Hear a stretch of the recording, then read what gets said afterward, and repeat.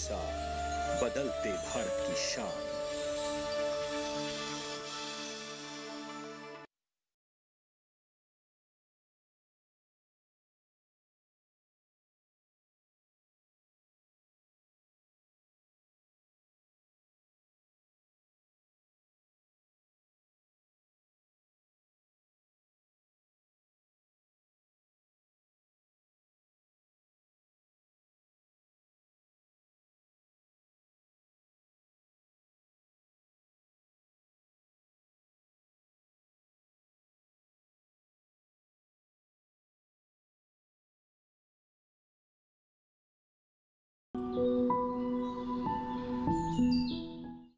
नमस्कार किसान भाइयों और बहनों, सरसों शिक्षा कार्यक्रम की तीसरी कड़ी में आप सभी का स्वागत है। इस समय सर्दियां अपने चरम पर हैं और पारा 3 डिग्री सेल्सियस तक गिर गया है। ये ही वो समय होता है जब सरसों की फसल में रोगों का प्रकोप देखने को मिलता है, लेकिन जहां समस्या है वहां समाधान भी है। तो आइए जानते हैं सरसों की फसल में लगने वाले विभिन्न रोगों, उनसे बचाव के उपाय और उपचार के विषय में संस्थान के प्रधान वैज्ञानिक डॉक्टर पीडी मीणा जी से। सरसों शिक्षा कार्यक्रम की पिछली कड़ियों में आपने सरसों की उचित पैदावार के लिए सही किस्म, वैज्ञानिक सस्य क्रियाएं, खरपतवारों का नियंत्रण तथा पोषक तत्व प्रबंध आदि बिंदुओं के बारे में जानकारी दी। किसान भाइयों नमस्कार। आज हम चर्चा करेंगे सरसों में लगने वाली बीमारियों की। सरसों में जो बीमारियां, मुख्य बीमारियां जो लगती हैं, उनको हम कैसे पहचानें और उनकी रोकथाम कैसे करें। इसके लिए बहुत ज़रूरी है कि हम शुरू से ही जब बुआई करते हैं उसी समय से हमें बीमारियों की रोकथाम का ध्यान रखें। जैसे सही स्थान से आपको बीज का चुनाव करना चाहिए, बीज को उपचारित करना चाहिए, सही समय पर बुआई करनी चाहिए और संतुलित मात्रा में खादों का प्रयोग करना चाहिए, जिससे आपके खेतों में बीमारी का प्रकोप कम रहे। और जो होने वाला नुकसान है, अगर हम औसतन देखें तो कम से कम 20% पैदावार में बीमारियां नुकसान करती है। कुल मिला के 20% बहुत ज़्यादा हानि है। इसको ही रोकथाम के लिए हम इन बीमारियों को एकीकृत रूप से प्रबंधन करके इस नुकसान से बच सकते हैं। तो जो मुख्य बीमारियां हैं सरसों में, उनमें सबसे पहली बीमारी है सफ़ेद रतुआ रोग। ये बीमारी सबसे पहले फसल पे आती है और जब फसल लगभग 35 दिन की या 40 दिन की होती है, उस समय इस बीमारी का प्रकोप आना शुरू होता है। सबसे पहले ये बीमारी निचली पत्तियों पर शुरू होती है और इन बीमारियों को पहचानने के लिए हम देख सकते हैं कि शुरुआत में सफ़ेद फपोले इस तरह से पत्ती की निचली सतह पर बनना शुरू होते हैं और धीरे धीरे ये फपोले बढ़ के और पूरे पत्ते को कवर कर लेते हैं और पत्ते को धीरे धीरे झुलसा के गिरा देते हैं, जिससे जो इसको ऊपर से देख सकते हैं कि कत्थई रंग से और पीला रंग का लक्षण दिखाई देता है और नीचे ये सफ़ेद फपोले हैं। ये फपोले फट के सफ़ेद पाउडर फैला के दूसरे पत्तों पे गिराते हैं, जैसे ये पाउडर सा आपको दिख रहा होगा इसमें पत्ती पे। तो इस तरह से ये बीमारी सभी पौधों में फैल जाती है और पत्तियों को गिराते हुए जो प्रकाश संश्लेषण की क्रिया है उसको प्रभावित करते हैं, जिससे कि पैदावार निश्चित रूप से कम होती है। जब धीरे धीरे इस रोग का प्रकोप बढ़ता है तो आगे जाके जो फूल हैं उस अवस्था में इसमें स्टैग हेड बन जाते हैं, जिसमें फली नहीं बनती और फली नहीं बनने से नुकसान भारी रूप से किसान को उठाना पड़ता है। मुख्य रूप से ये जो बीमारी है वो नम स्थानों पे, कम टेम्परेचर पे और जो देर से बुआई की गई फसल है उस पर आता है। तो इन स्थितियों में आपको सबसे पहले तो बीज उपचारित करना था मेटालेक्जिल से, जो 6 ग्राम एप्रोन HD35 दवा होती है, उसका 6 ग्राम दवा 1 किलो बीज में मिला के बीज उपचारित करना होता है। लेकिन इस समय अगर आपके खेत में ये बीमारी अधिक मात्रा में दिख रही है तो आपको चाहिए कि मेटालेक्जिल जो रिडोमिल हेमजेड है उसका स्प्रे 2.5 ग्राम दवा प्रति लीटर पानी में घोल बना के स्प्रे करना चाहिए, जिससे इस बीमारी से बचा जा सके। किसान भाइयों, सरसों में जो दूसरी मुख्य बीमारी है वो है काला धब्बा रोग। ये रोग अल्टरनेरिया ब्रैसिकी और अल्टरनेरिया ब्रैसिसिकोला नामक फफूंद से पैदा होती है। इन दोनों का मिक्सर भी साथ में रहता है। ये पाया गया है कि भारतवर्ष में जो अल्टरनेरिया ब्रैसिकी फंगस है वो मुख्यतः अधिक है और ज़्यादा उग्र है बनस्पति अल्टरनेरिया ब्रैसिसिकोला के। ये रोग सबसे पहले पौधे की निचली पत्तियों पर शुरू होता है और 45 दिन की जब अवस्था होती है पौधों की, उस समय ये बीमारी शुरुआत होती है। इस बीमारी की जो शुरुआत है वो अधिक तापक्रम और अधिक नमी के साथ में शुरुआत होती है। इस समय तापक्रम कम है तो आपको जो सफ़ेद रतुआ रोग है उसका प्रकोप ज़्यादा रहेगा, और जो तापक्रम बढ़ेगा नमी के साथ में तो आपका अल्टरनेरिया ब्लाइट, जिसको काला धब्बा रोग बोलते हैं, या आपका तनागलन बीमारी, उनका प्रकोप बढ़ेगा। तो सबसे पहले हम इसकी पहचान के लिए जो पौधे की निचली पत्तियां हैं उन पर देखेंगे कि ये काले छोटे छोटे धब्बे बने हुए हैं, ये आपस में मिलके फैल जाते हैं और पत्तियों को झुलसा देते हैं। पत्तियां झुलस के सूख जाती हैं तो पौधा कमज़ोर हो जाता है, क्योंकि उसकी प्रकाश संश्लेषण की क्रिया प्रभावित होती है। अगर हम इनको देखेंगे तो इसमें जो काले धब्बे हैं उसमें छल्ले नुमा सिम्टम आपको दिखाई देंगे, जिससे इसको पहचाना जा सकता है ये काला धब्बा बीमारी है। इस बीमारी की रोकथाम के लिए नेटिवो नाम का एक फफूंदनाशक है, उसका छिड़काव 2 अवस्था में करना चाहिए, 45 दिन पे और 60 दिन पे। अगर 2 अवस्था में फसल पर इसका छिड़काव करते हैं तो इस बीमारी पर पूर्णतया रोकथाम की जा सकती है, और इस रोग से लगभग 36 से 37% तक उपज को प्रभावित करती है। और ये रोग मुख्यतया जो नमी वाले तराई क्षेत्र हैं उनमें अधिक पाया जाता है। किसान भाइयों, इसके बाद में जब फसल पकने को हो जाती है तो उस समय हम देखते हैं फरवरी के बाद में जब तापक्रम अधिक हो जाता है, उस समय एक और बीमारी सरसों की फसल पर आती है। उस बीमारी को हम कहते हैं चूर्णिल आशिता। ये एरिसाइफी फंगस से पनपता है और पाउडरी मिल्ड्यू इस बीमारी को मुख्य रूप से बोलते हैं। इस बीमारी से बचने का सबसे जो उपयुक्त तरीका है वो है खेतों में सल्फर का प्रयोग। हम किसान भाइयों आपको बार बार इस बात का सलाह देते हैं कि सरसों में सल्फर का प्रयोग अवश्य करें। सल्फर प्रयोग करने से आपकी इसी बीमारी से नहीं, सभी बीमारियों से जो प्रतिरोधक क्षमता है पौधे की वो बढ़ जाती है, और आपके तेल की मात्रा भी बढ़ेगी और आपकी पैदावार भी बढ़ेगी, जिससे आपको फ़ायदा काफ़ी हो सकता है। तो जो सल्फ़र है वो है, उसके लिए आपको प्रयोग करना है DAP की बजाय SSP, सिंगल सुपर फॉस्फेट खाद का प्रयोग करने से आपको जो पाउडरी मिल्ड्यू रोग है वो नहीं लगेगा, और आपकी फसल पाउडर मिल्ड्यू जो रोग है उससे काफ़ी नुकसान होता है, क्योंकि वो आपके पूरे पौधे को कवर कर लेती है, पत्तियों को, तनों को, फलियों को, सबको कवर करके, और बीज सिकुड़ा हुआ और कमज़ोर बनता है, जिससे कि पैदावार को काफ़ी नुकसान होता है। क्योंकि उस अवस्था में आपको हम सलाह दें कि सल्फ़र का प्रयोग करें, तो उस समय सल्फ़र का प्रयोग करना जो पकी हुई फसल में है वो मैं असंभव मानता हूं। इसलिए आपको संतुलित मात्रा में सल्फ़र का प्रयोग बुआई के समय ही दे देना चाहिए, जिससे कि आपका ये जो चूर्णिल आशिता है वो कम आए और पैदावार आपकी ठीक से हो सके। तापक्रम की अधिकता से सरसों में जो पहला सिंचाई का आपने पहली सिंचाई दी है, उस समय बहुत सी ऐसी बीमारियां थी जो हम पहचानते भी नहीं है। इसलिए हमें हमेशा फसल की निगरानी रखते रहना चाहिए, और जो सिंचाई के तुरंत 2 या 3 दिन बाद में सबसे पहले जब पत्ते मुड़ते हैं, फिर पौधा ऊपर से झुक जाता है, धीरे धीरे सूखना शुरू हो जाता है, गलना शुरू हो जाता है, तो वो एक कॉलर रोट बीमारी जो है वो आती है, और ये ओकेजनली आती है, कभी कभार आती है। उसका कारण यह है कि जब शुरुआत के दिनों में काफ़ी टेम्परेचर ज़्यादा रहता है तो जो भूमि जनित फफूंद हैं वो पनप जाते हैं और सरसों की फसल को नुकसान पहुंचाने की संभावना पूरी रहती है। इसीलिए हम कहते हैं कि सरसों को बीज उपचारित करके ही बुआई करें, जिससे कि आपको जो अवांछित बीमारियां हैं उनसे बचा जा सके। तो अगर सिंचाई के तुरंत बाद में आपका जो कॉलर रोट बीमारी आ जाता है तो आपको तुरंत निगरानी रखनी है, और जो पौधे रोगग्रसित आपको दिखाई दे रहे हैं, जो मुरझाए हुए दिखाई दे रहे हैं, उनको तुरंत अविलंब हटाएं, और उस जो जहां से उखाड़ते हैं उस जगह आप कार्बेंडाजिम दवाई का छिड़काव करें, जिससे वो बीमारी आपके खेत में फैले नहीं। इसके अलावा इस रोग से बचने के लिए आप जो यूरिया का प्रयोग करते हैं वो बहुत कम मात्रा में, क्योंकि जो बाद में आप ब्रॉडकास्ट करते हैं यूरिया को, उसको 2 या 3 बार आप लगाएं, जिससे कि ज़्यादा यूरिया आपके खेत में नहीं जाए और जो मृदा से जनित जो ये फफूंद है वो खेत में पनपे नहीं। फिर भी मैं ये सलाह दूंगा कि आप जो यूरिया छिड़कते हो बहुत कम मात्रा में यूरिया छिड़कें, और उसमें बाविस्टीन जो कार्बेंडाजिम दवाई है वो यूरिया में ही मिला लें, जो कि वो खेत में पहुँच जाए और इस तरह के जो रोग हैं वो आपके खेत में नहीं पनप सके।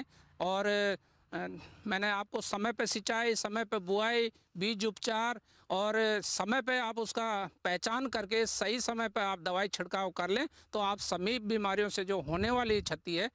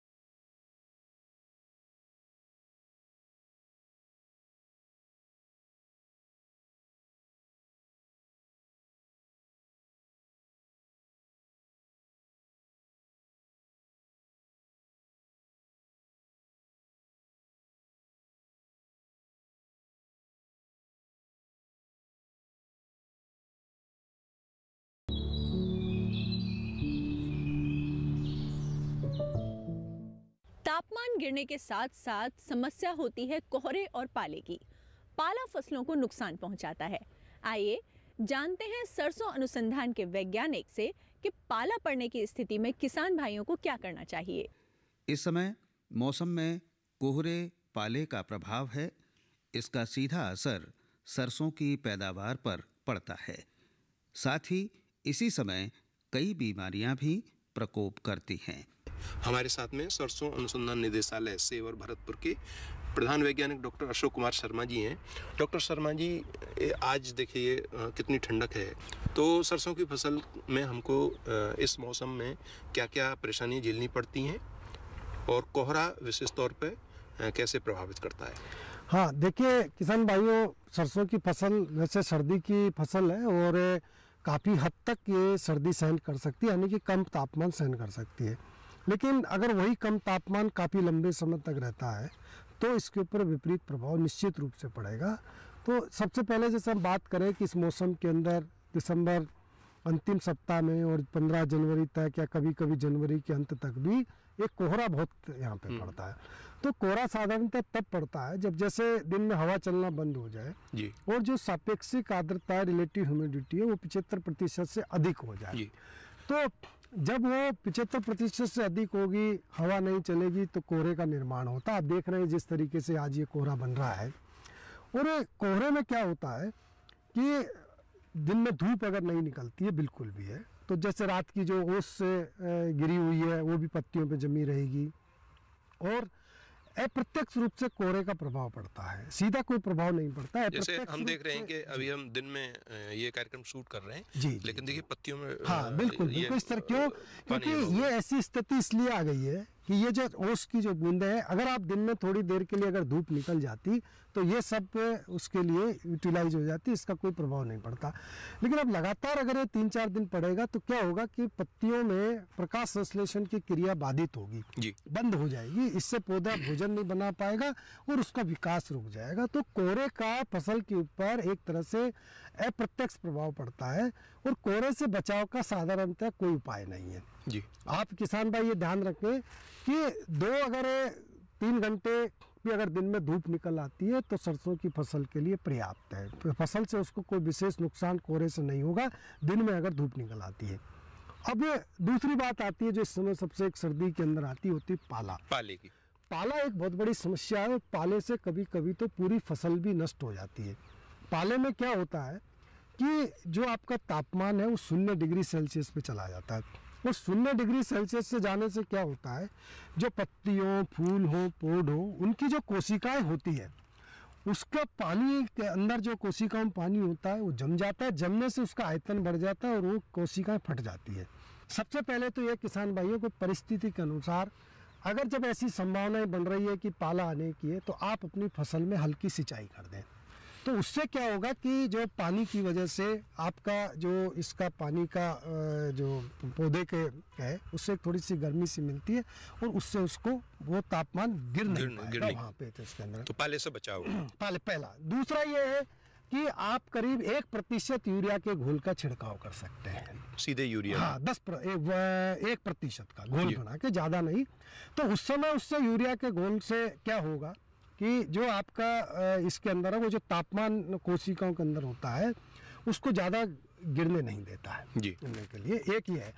दूसरा ये है कि अगर कोई ऐसी स्थिति होती है तो देखिए 0.1% गंधक का तेजाब ले लें, 0.05% जो डाई मिथाइल सल्फो ऑक्साइड ले लें, या उसकी जगह 0.2% आपका डाइफोलेटन ले लें, या 0.3% मैनकोजेब ले लें। अच्छा। इनके घोल का आप छिड़काव कर दें। अगर सीधी भाषा में मैं बात करूं तो 1 लीटर गंधक के तेजाब में आधा लीटर आपका डाई मिथाइल सल्फो ऑक्साइड का प्रयोग करें, 1000 लीटर पानी में इसको मिलाएं। ये 1 हेक्टर के लिए पर्याप्त है। इससे जब आप छिड़काव करेंगे तो आपकी फसल के पाले से बचाव किया जा सकता है।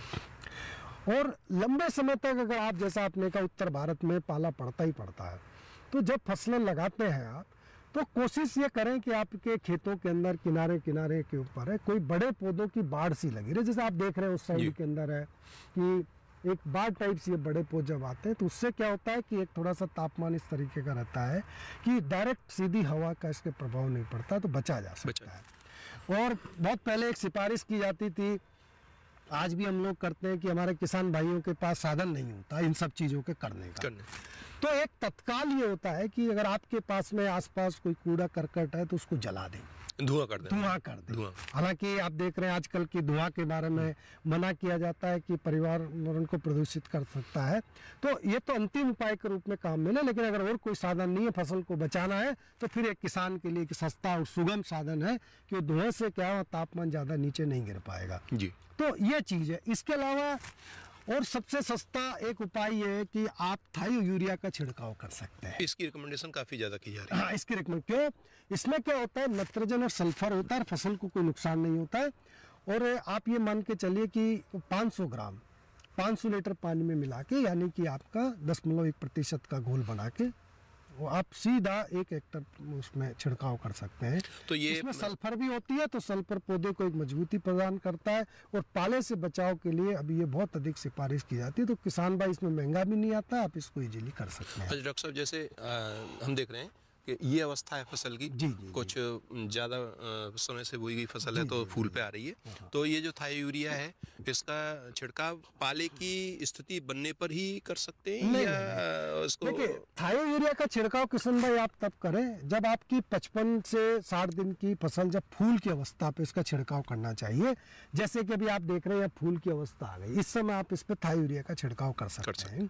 वो थोड़ी बड़े और अधिक फूल आ जाते हैं तब कर सकते हैं। इस चीज़ का इंतजार ना करें कि आज पाला पड़ेगा, क्योंकि थायो यूरिया तो ऑटोमेटिक आपके सल्फर और नाइट्रोजन देने के लिए इसमें सिफारिश की जाती है। वो तो एक पौधे को मजबूती प्रदान करता है, पाले से भी बचाव करेगा, एडिशनल।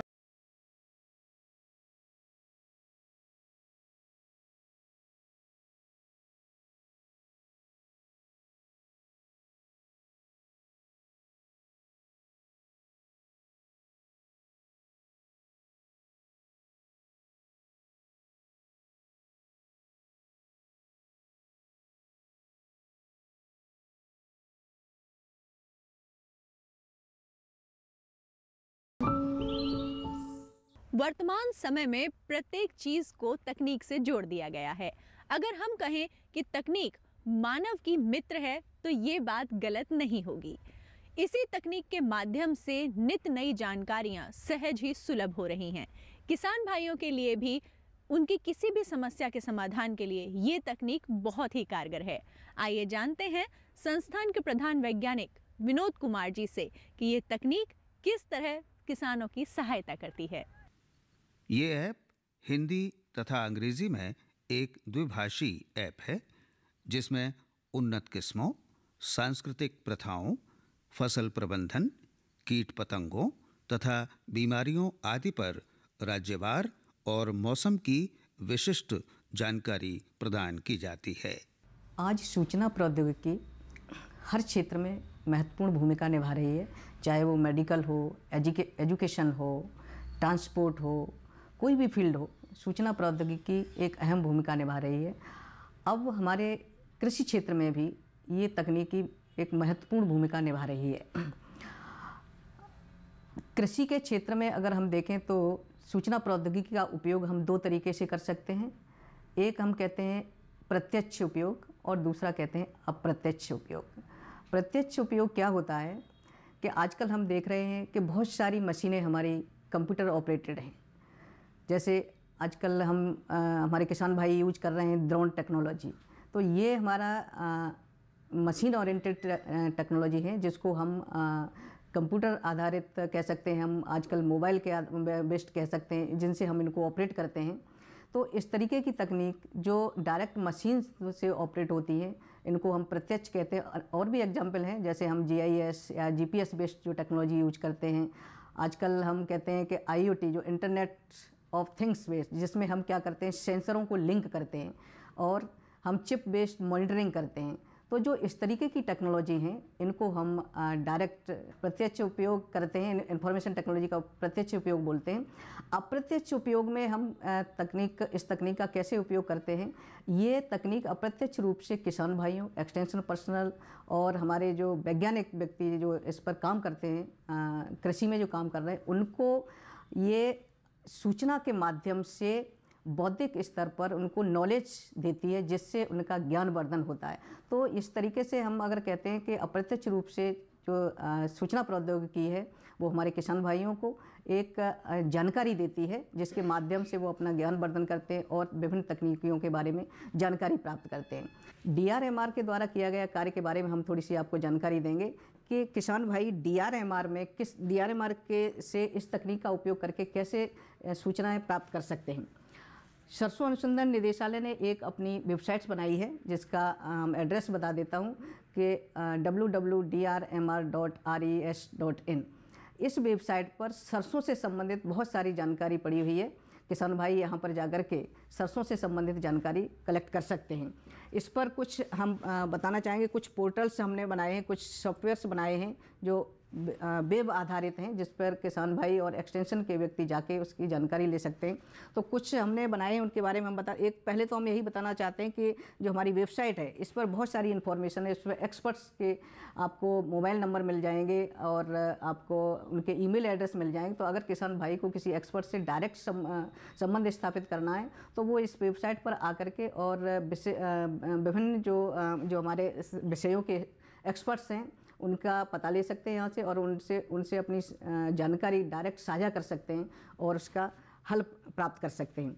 इसके अलावा अगर किसी भी तरीके से अगर ऐसा होता है कि नहीं कोई संपर्क हो पाता है, तो हमने एक एक्सपर्ट सिस्टम भी बनाया है, जो किसानों को उनकी अगर फसल पर कोई बीमारी आती है तो उसका समाधान वो खुद ही उस पर प्राप्त कर सकते हैं। तो हम एक आपको दिखाना चाहेंगे। ये इसका नाम दिया गया है राई सरसों डॉक्टर। ये सॉफ्टवेयर ऑनलाइन अवेलेबल है और इससे किसान भाई अपनी फसल में आने वाली बीमारी को बड़ी आसानी से पहचान सकते हैं और उसका क्या समाधान होगा उसके बारे में जानकारी प्राप्त कर सकते हैं। तो ये बहुत ही आसान है, इसको आसानी से यूज कर सकते हैं। अगर किसी किसान भाई को ऐसा लगता है कि उसके पौधे पर कुछ विशेष तरीके के लक्षण दिख रहे हैं, तो डिफरेंट हिस्से पे दिखते हैं, जैसे कुछ पत्तियों पे दिखाई देते हैं, कुछ तने पे दिखाई देते हैं, कुछ उनकी जड़ों पर सिम्टम्स दिखाई देते हैं। तो ये सॉफ्टवेयर जो है आपको उसके बेसिस पे जानकारी देता है कि अगर पत्ते पर कोई सिम्टम्स दिखाई दे रहे हैं तो इस तरीके के सिम्टम्स आएंगे, जिससे किसान भाई बड़े आसानी से पहचान सकते हैं कि ये इस तरीके के सिम्टम्स हैं, और इसको देख कर के वो ये पता लगा सकते हैं कि ये कौन सी बीमारी है और इसका क्या समाधान होगा। तो इस तरीके से ये सॉफ्टवेयर पूरी संपूर्ण जानकारी दे देता है कि इसमें क्या क्या बीमारी हैं, कौन सी बीमारी है और इसका क्या समाधान होगा। इसके अलावा हमने और भी सॉफ्टवेयर्स बनाए हैं जिसके माध्यम से किसान भाई जानकारी ले सकते हैं। जैसे एक सरसों में एक महत्वपूर्ण कीट आता है जिसको हम माहू बोलते हैं, चेपा भी बोलते हैं। तो उस चेपा के लिए भी एक सॉफ्टवेयर बना हुआ है जो ये बताता है कि ये कब आएगा और इसकी क्या इंटेंसिटी रहेगी, इसका क्या स्कोप रहेगा और ये कितना नुकसान करेगा। तो इसमें कुछ लोकल बेसिस पे हमें कुछ टेम्परेचर के पैरामीटर्स डालने होते हैं। इसके बाद ये कंप्लीट जानकारी दे देता है कि ये कब आएगा और ये फसल को कितना नुकसान पहुंचा सकता है और इसका क्या किसान भाई समाधान करें। इसके अलावा हमने और भी एक सॉफ्टवेयर बनाया है जो किसान भाइयों को बुवाई के समय ये जानकारी देता है कि उनके लिए कौन सी वैरायटी उचित है। को इसका नाम दिया गया है, हमने RM सेलेक्ट इसका नाम दिया है। RM सेलेक्ट का मतलब रेपसीड मस्टर्ड की वैरायटी, कौन सी वैरायटी आपके लिए उचित है उसका सिलेक्शन कैसे करें। तो ये सॉफ्टवेयर आपसे जानकारी, किसान भाई से जानकारी लेता है कि उसकी क्या सिचुएशन है, किस स्टेट में वो, किस स्टेट के रहने वाले हैं और उसकी कंडीशन क्या है कि सिंचित ज़मीन है उनके पास या असिंचित ज़मीन है, वो कौन सी क्रॉप लगाना चाहते हैं, राई सरसों की लगाना चाहते हैं या तोरिया की फसल लगाना चाहते हैं। तो वो इसमें पूरी जानकारी उपलब्ध करा देता है। किस टाइमली सोन चाहिए उनको, टाइम से बोने वाली चाहिए या लेट से बोने वाली वैरायटी चाहिए, और इसमें और भी किस मैच्योरिटी पीरियड, कब पकने वाली वैरायटी चाहिए। कुछ लोगों को ये है कि लेट पकने वाली चाहिए, जल्दी पकने वाली चाहिए। तो ये सॉफ्टवेयर कंप्लीट जानकारी के हिसाब से, इस जानकारी के हिसाब से किसान भाई को एक उचित वैरायटी सजेस्ट करता है और कई वैरायटियाँ बता देते हैं कि ये भाई ये वैरायटी इस आपके इस कंडीशंस के हिसाब से उपयोगी है। तो उसमें से ये ऑप्शन प्रोवाइड करा देते हैं कि किसान को उसमें से सेलेक्ट कर ले कि कौन सी वैरायटी उनके लिए उचित है और उस वैरायटी को अपने कंडीशन के हिसाब से बुवाई करें। तो इस तरीके से और भी हमने सॉफ्टवेयर्स बनाए हैं, लेकिन किसान भाइयों के लिए ये बहुत महत्वपूर्ण सॉफ्टवेयर थे। इसके अलावा सरसों अनुसंधान निदेशालय ने एक अपनी ऐप भी बनाई है जिसको मस्टर्ड फार्मिंग के नाम से जानते हैं। अगर किसी किसान भाई के पास ये होगा, मोबाइल है तो मोबाइल में इजीली प्ले स्टोर से आप सर्च करेंगे तो बड़ी आसानी से आपको ये मिल जाती है, जो कंप्लीट जानकारी देती है कि कैसे इसका उपयोग करें और इस तरीके से इस ऐप के माध्यम से सरसों की संपूर्ण जानकारी प्राप्त की जा सकती है। तो ये